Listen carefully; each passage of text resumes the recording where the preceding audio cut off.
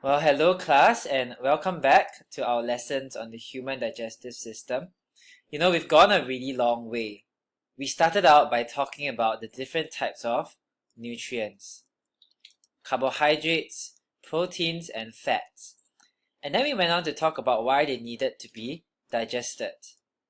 Right? Why digestion?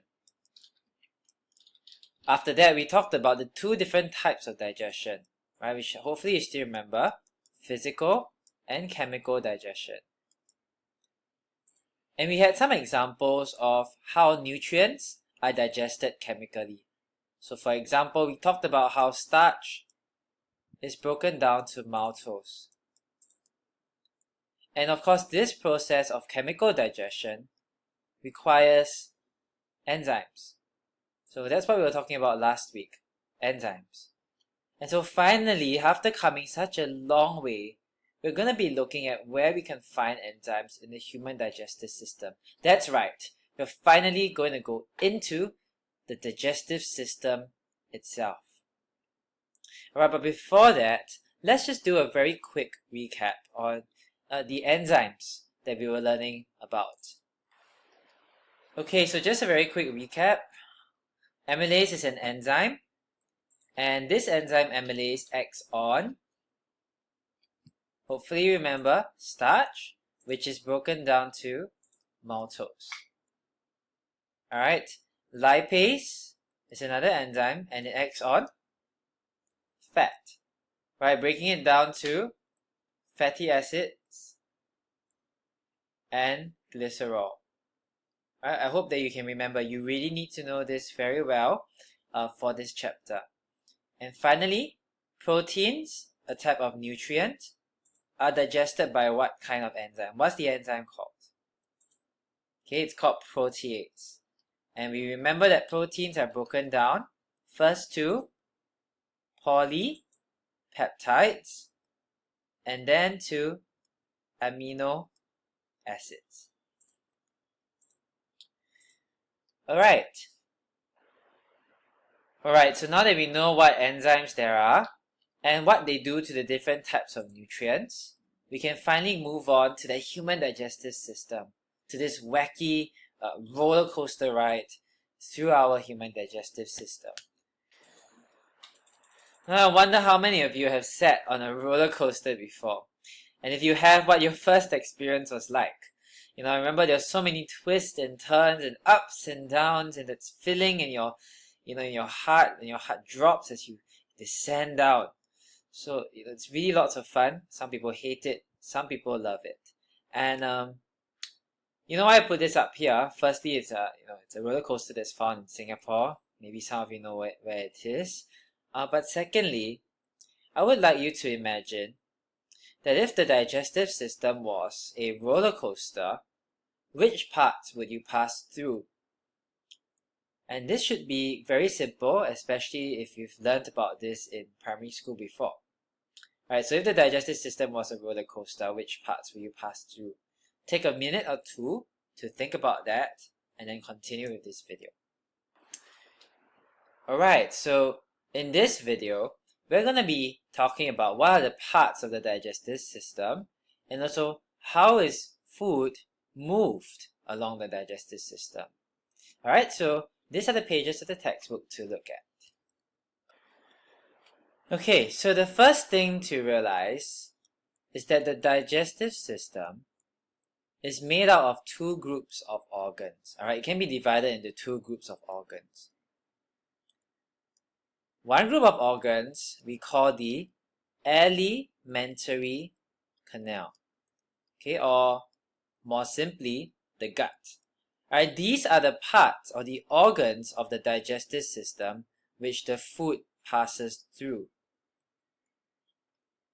So if the digestive system was a roller coaster ride, then the organs that you pass through are the alimentary canal. They make up the alimentary canal. So we'll see more of that in the next slide. Now the other group of organs in the digestive system we call the associated organs. Alright, these are the organs which help digestion. Alright, they help digestion, but food does not pass through them.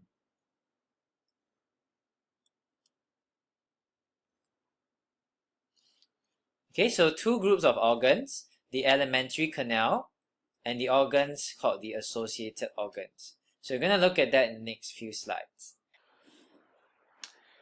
Okay, so let's start with the first group of organs called the alimentary canal or the gut. Right, the alimentary canal is a 9-meter long tube which the food passes through. 9-meter long tube. Can you imagine that? There's 9 meters of alimentary canal that fits into you, right? And it fits into you, of course, because it's highly folded. Now, the alimentary canal is made out of several organs, and we're going to name them now, label them. You need to know how to label them. So imagine that you are sitting the roller coaster ride in your alimentary canal. Okay, you're sitting the ball of food, right? Which is the first organ that you encounter? Now, simple, right? You first have to enter the mouth. Now, very soon after your mouth, your food would pass through a part of your alimentary canal called the pharynx. Okay, the pharynx is found in your throat area. Now, after the pharynx, your food would pass into this, which many of you guys would probably call the gullet. Alright, but at secondary school, we teach you that it's the more scientific name for it is the esophagus. Okay, we spell it with an O in Singapore because that's the British spelling. Okay, so the esophagus. Now, just one moment for me to talk about the pharynx. Okay, so the pharynx, something special about it is that it's actually a junction. So imagine that this is your ball of food here, alright? Now your ball of food can either go down two tubes. In the pharynx, it makes a choice. This food can either go down the esophagus, but there is another tube in front of the esophagus. Hopefully you can see it here. And this tube is actually it's called your trachea. Alright, it actually leads to the lungs. So, what the pharynx does is that it prevents, part of its importance is that when you swallow, okay, the pharynx actually prevents the food from going down the trachea to your lungs and allows the food to go down the esophagus. Now, the food goes down into the trachea, what happens is they usually will choke it out.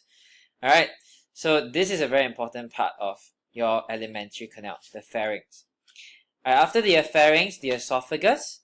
After the esophagus, food passes into the stomach, right? Easy.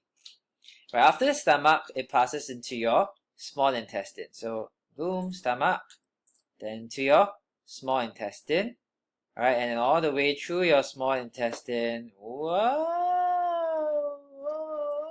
into your large intestine, right? Simple. And then, of course, the last part of the large intestine, which a lot of you guys love, the rectum, where the feces are stored, and then the anus, alright, where the feces are removed from the body.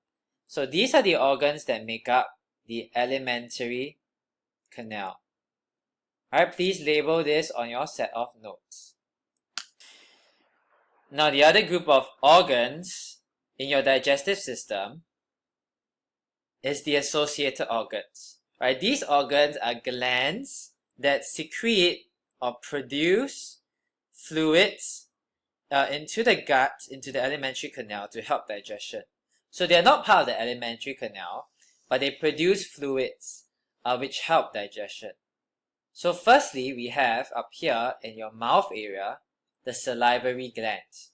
Right? These are glands which secrete saliva, and of course later we will see that saliva helps in digestion. Now, as you move down, there's another associated organ, this very big organ. It's called the liver.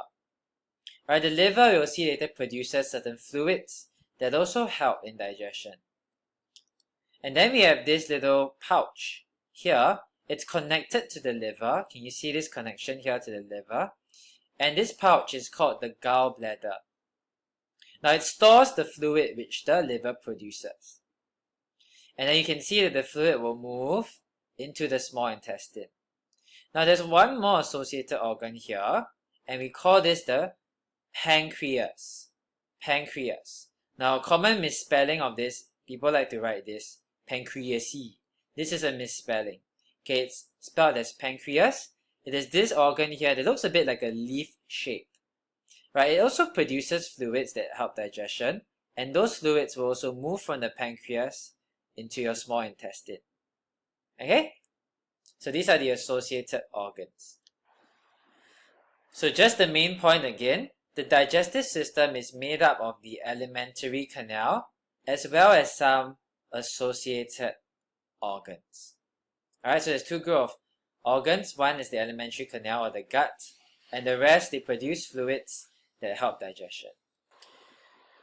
Now that we've talked about the alimentary canal, we're going to talk very briefly about the question of how is food moved along the alimentary canal. Okay, so to answer that question, I'm going to show you this video. Now, what you're about to see is a video that was taken of the small intestine. Now, don't ask me how the person managed to put the camera inside, but what you see here is the small intestine, and I want you to notice what you see, observe how the food is moved through this part of the alimentary canal. Alright, the yellow stuff is fat tissue. What do you notice? Okay, first you're probably a bit grossed out. And then you can see that balls of food are being moved along the small intestine. Ooh, yeah. See, it's being moved along. And there's some contractions of the small intestine to move the food along. Now, what you have just observed is a process called peristalsis. Peristalsis. Now, peristalsis is what moves food along the alimentary canal. Food is moved along the alimentary canal by peristalsis. Now, what is peristalsis? The peristalsis is the rhythmic contraction and relaxation of muscles in the wall of the gut. Alright, so imagine here is my gut. Right, what you saw just now, right? I'm going to draw the gut. And this is the ball of food inside the gut. Alright? And this ball of food is being moved along in this direction. Alright? From left to right. Now, why is it rhythmic contraction? Because it's like contract, relax. Contract, relax. Okay, it's in like a rhythm. Right? When you notice the video just now, it felt like it was kind of in a rhythm, right? Now, when you look at the food, what's happening is that behind the ball of food, there's a region where the wall of the gut is contracting. Right? So the wall of the gut contracts behind the food, so it pushes the food right forward, and the wall of the gut here relaxes. Right? It relaxes so that the gut can kind of open up and the food can kind of move into that part. We'll talk a bit more about this when we talk about the esophagus. Okay, but take note, peristalsis occurs throughout the alimentary canal. The whole gut, there's peristalsis. A lot of people always think that peristalsis only happens in the esophagus. But no, it happens throughout the whole alimentary canal. Right? Your small intestine included.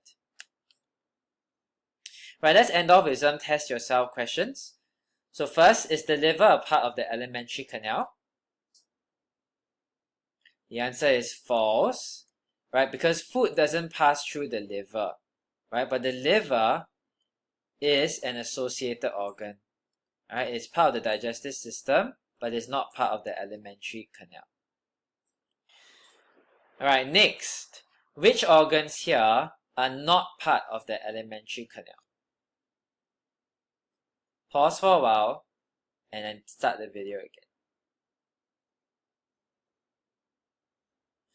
Right, first, right here, salivary glands, these are not, right? So they just secrete fluids into the alimentary canal, but they're not part of the alimentary canal. Food doesn't pass through them. This is the pancreas. It is also not part of the alimentary canal.